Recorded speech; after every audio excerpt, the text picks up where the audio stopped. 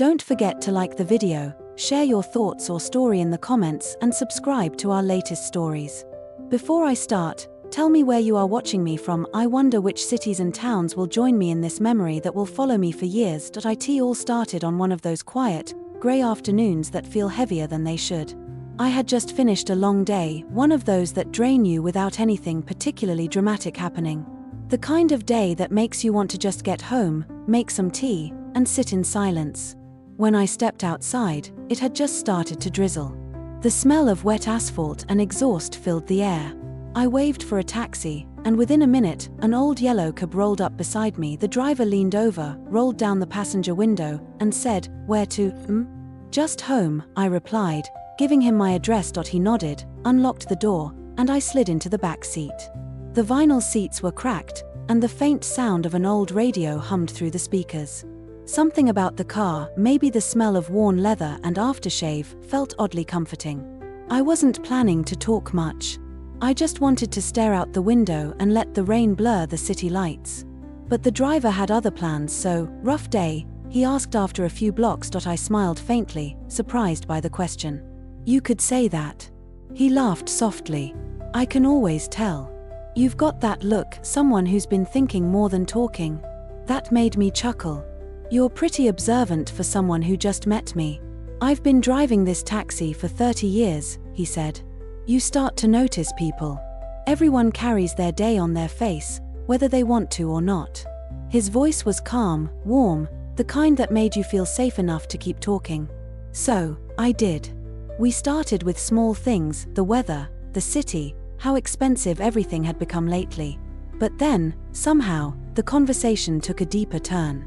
He asked what I did for a living. I told him I worked as a counselor, mostly with families going through loss or change. He went quiet for a moment before saying, "My wife used to do that. She passed away a few years ago." The silence that followed wasn't uncomfortable. It was real. The kind of silence where words don't have to fill the space because both people understand what's being felt. "I'm sorry," I said quietly. He nodded. "Don't be. She was a good woman. I think about her every day, though. Driving helps. Keeps my mind busy." There was something in his voice, that mixture of strength and sadness, that resonated with me.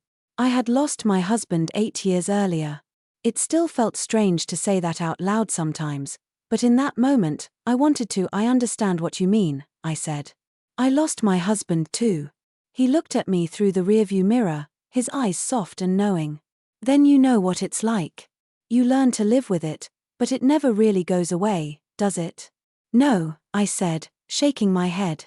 "It doesn't. You just find ways to carry it differently." He smiled faintly, almost proudly. "That's a good way to put it." For a while, we didn't say anything else. The rain picked up, tapping rhythmically against the roof.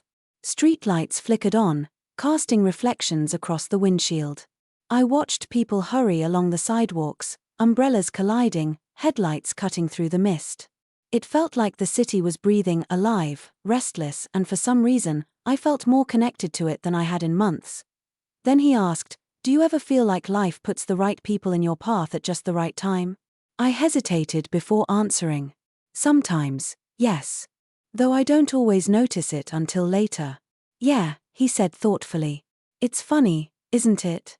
You can drive thousands of people around this city, and once in a while, one of them makes you stop and think." Something in the way he said it made my chest tighten.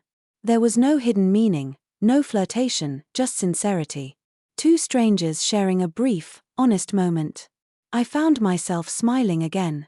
"You're one of those people who notice things others miss, aren't you?" He chuckled. "Maybe. Or maybe I just like listening. Everyone's got a story, but not everyone gets the chance to tell it." I looked out the window again, feeling the warmth of his words settle somewhere deep inside me. I realized I'd been holding on to a lot lately, the loneliness, the feeling of being unseen, unheard. And somehow, this man, this stranger, had given me space to breathe again. When we stopped at a red light, he turned slightly and said, "You remind me of my wife, actually. Not how you look, though she had the same calm eyes, but how you talk. The way you pause before answering. She used to do that when she was really listening." I felt a lump in my throat. She must have been a good woman. She was, he said softly. And I think she'd like you. For a moment, I didn't know what to say. All I could do was meet his eyes in the mirror. There was no need for more words. The light turned green, and he drove on. As we approached my street, I felt an unexpected heaviness. The kind you feel when you realize something meaningful is ending before you're ready for it to. I didn't want the ride to be over. It had only been 30 minutes, but it felt like I'd known him longer. When he pulled up in front of my house, I reached for my wallet, but he gently shook his head. Don't worry about it. You've already paid me, in conversation. I smiled, touched. At least let me tip you. He laughed. All right, if it'll make you feel better. But only if you promise to keep talking to people. You've got a voice that makes others feel seen. That stayed with me. As I stepped out into the rain, I turned back and said, maybe I'll see you around. He grinned, his headlights glowing through the mist. You never know. Life's funny that way. And with that, he drove off into the drizzle, the taillights fading like embers down the street. That night, I sat by my window, tea in hand, watching the rain fall. It wasn't just another cab ride. It was something else, a reminder that even in the most ordinary moments, you can find connection, healing, and a small piece of humanity that lingers long after the car drives away. I didn't know it then, but that wasn't the last time I'd see him. The next meeting would change everything. A few weeks had passed since that rainy evening.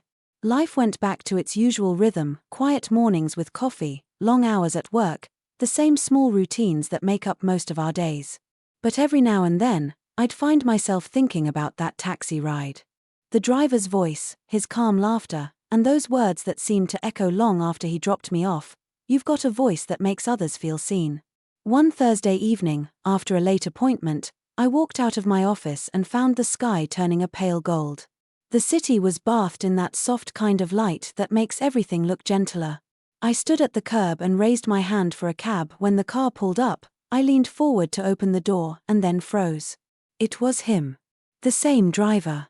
Same tired but kind eyes, same worn-out taxi that smelled faintly of coffee and rain. Well, he said, breaking into a surprised smile, it looks like life's funny that way after all.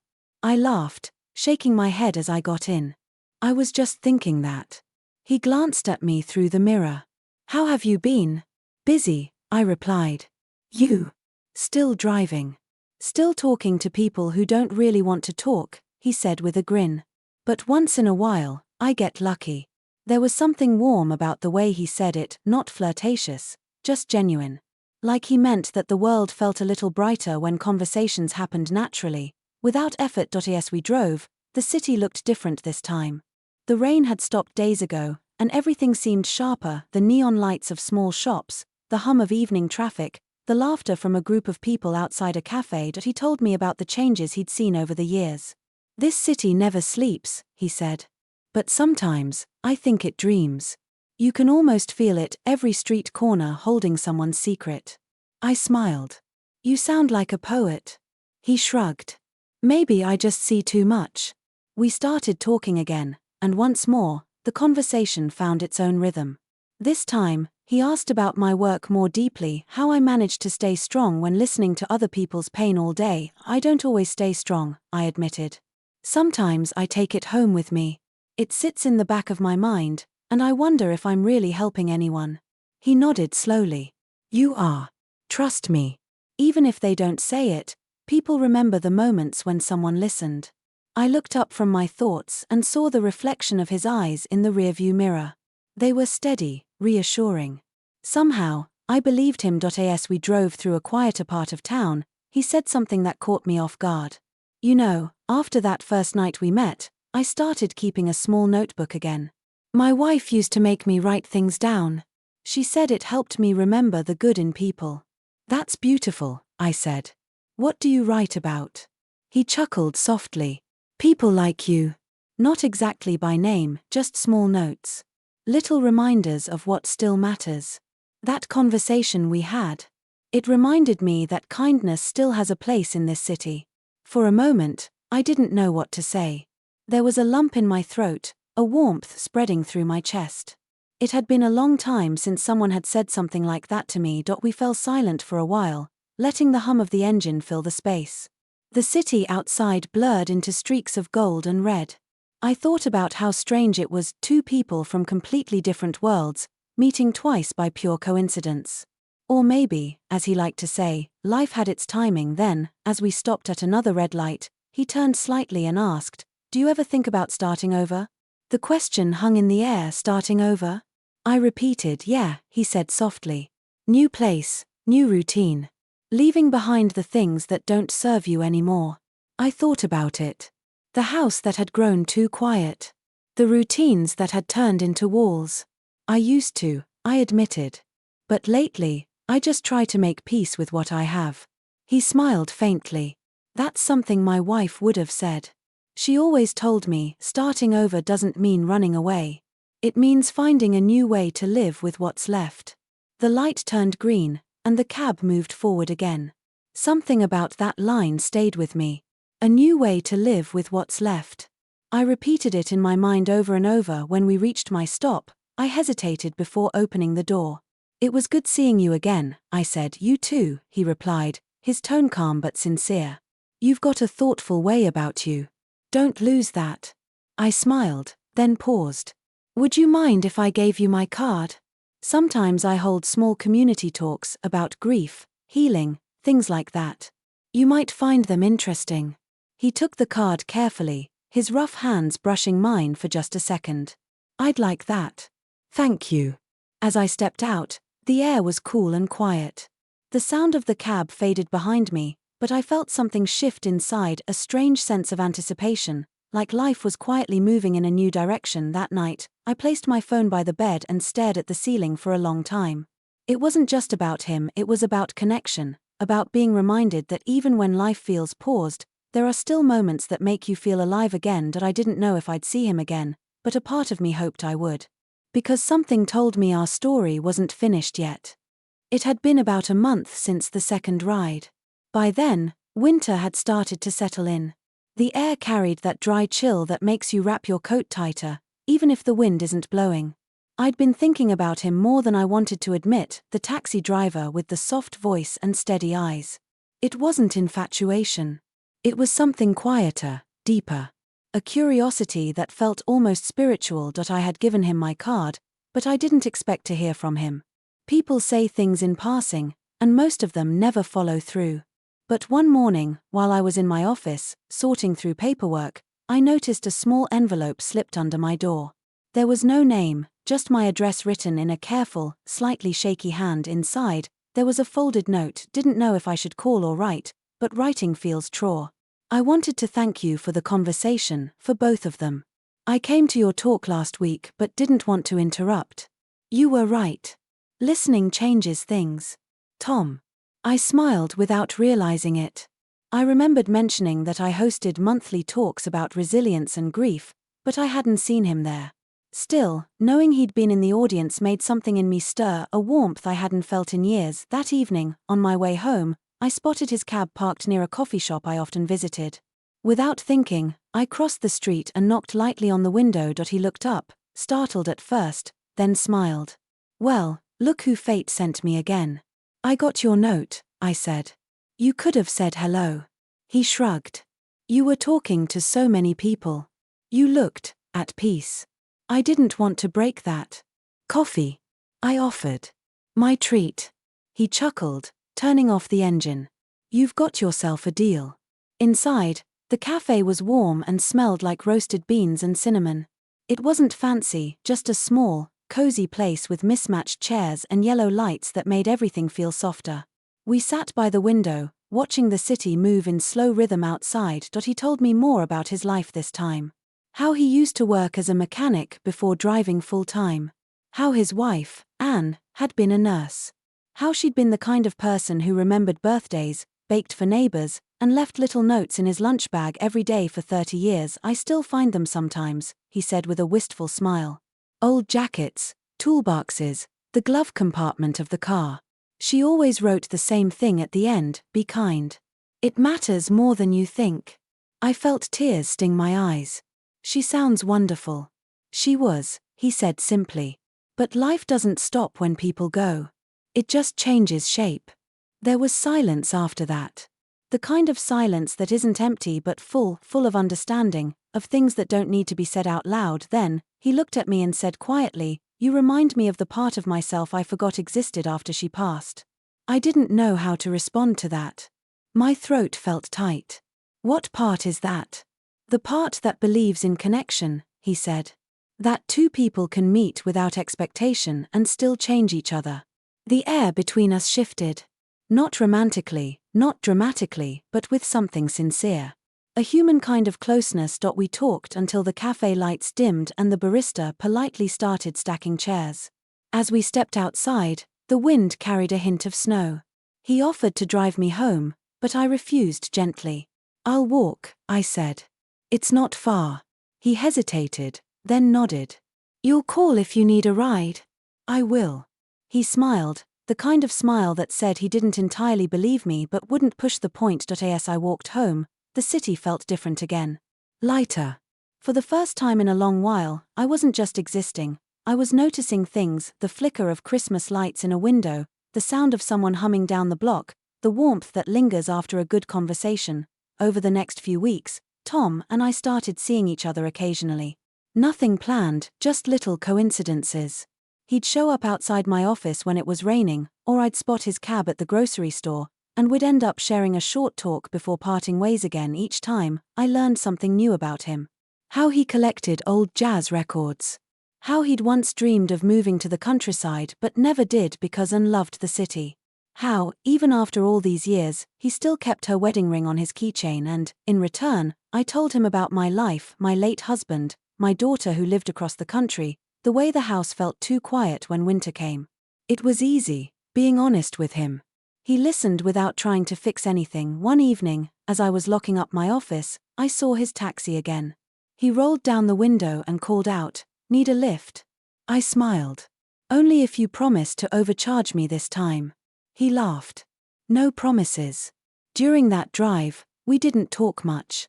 Instead, we listened to an old jazz station, one of those crackly broadcasts that sound like they're coming from another world. The headlights painted soft streaks across the pavement. I leaned back, watching the city lights reflect in the windows, and thought about how strange it was that comfort could sneak up on you like this: slow, unexpected, gentle. When we reached my house, I didn't get out right away. "Tom," I said, "do you ever think some people are meant to cross paths more than once?" He looked at me in the mirror. "I do now." That night, I couldn't sleep. Not because I was restless, but because my mind was alive again, awake in a way it hadn't been for years. And somewhere deep down, I knew something was shifting, something I couldn't yet name. I didn't realize then that the next time we met, it wouldn't just be another conversation. It would be a turning point, one that would stay with me for the rest of my life. It happened in early spring, when the air began to soften and the city started waking up from winter. I hadn't seen Tom for a few weeks. He'd mentioned taking some time off to visit his brother out of town. I missed our random encounters more than I expected, those small moments of kindness that had become something like a quiet friendship. One Friday afternoon, as I walked out of work, I saw his taxi parked by the corner. The driver's window was open, and Tom waved, that familiar gentle grin on his face. I felt an unexpected joy rise in me, the kind you feel when something you didn't know you needed shows up again. "You disappeared," I said as I climbed in. He chuckled. "You make it sound dramatic." "I was only gone 2 weeks. That's long enough in taxi time," I teased. He smiled, but there was a tiredness behind it. His hands gripped the steering wheel a little tighter than usual. "How have you been?" "I've been good. Keeping busy. And you?" He hesitated, glancing at the road. "I've been better," he said quietly. There was something in his tone that made me sit up straighter. "Is everything all right?" He took a breath. "Doctors say my heart's not keeping up the way it used to." "Nothing new, really. Just a reminder that time's moving faster than I like to admit." I felt my throat tighten. "Tom," he waved a hand lightly. "Don't look at me like that. I'm fine. Still here, still driving, still talking too much." I smiled faintly, but the heaviness lingered. For a few moments, we rode in silence. The streets were bathed in late afternoon sunlight, and the hum of the engine filled the spaces between us. I wanted to say something comforting, something meaningful, but he beat me to it. You ever think about what we leave behind? He asked. Sometimes, I said softly. Usually when I'm missing someone. He nodded. Yeah. I used to think it was the big things, money, houses, legacies. But now, I think it's the smaller things that matter. The conversations, the kindness, the moments you give someone without even realizing it. I looked out the window, blinking back the warmth in my eyes. You've left a few of those behind yourself. He smiled at that, a small, quiet smile that said more than words could. You know, you helped me remember that life isn't finished until it's finished. That there's still time to connect. To listen. To matter.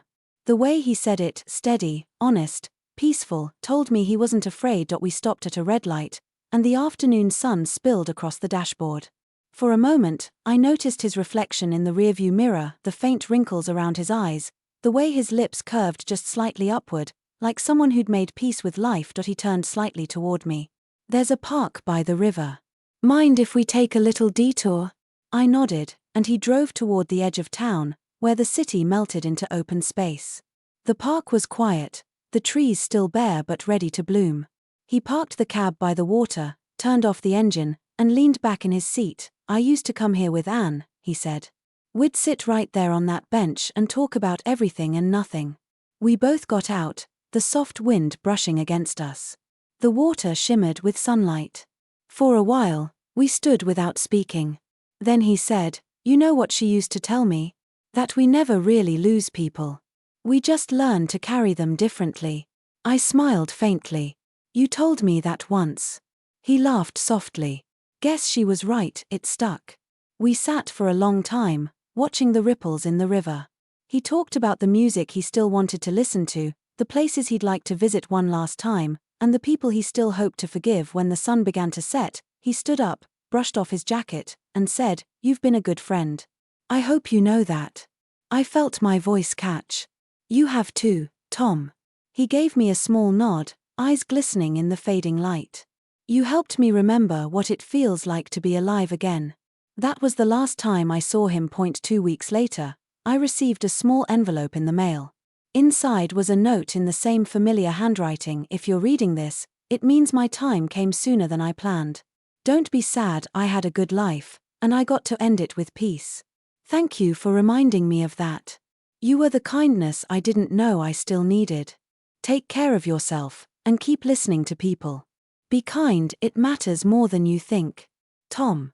There was also a folded piece of paper, a receipt from a taxi ride, with one line scribbled across the back, paid in conversation.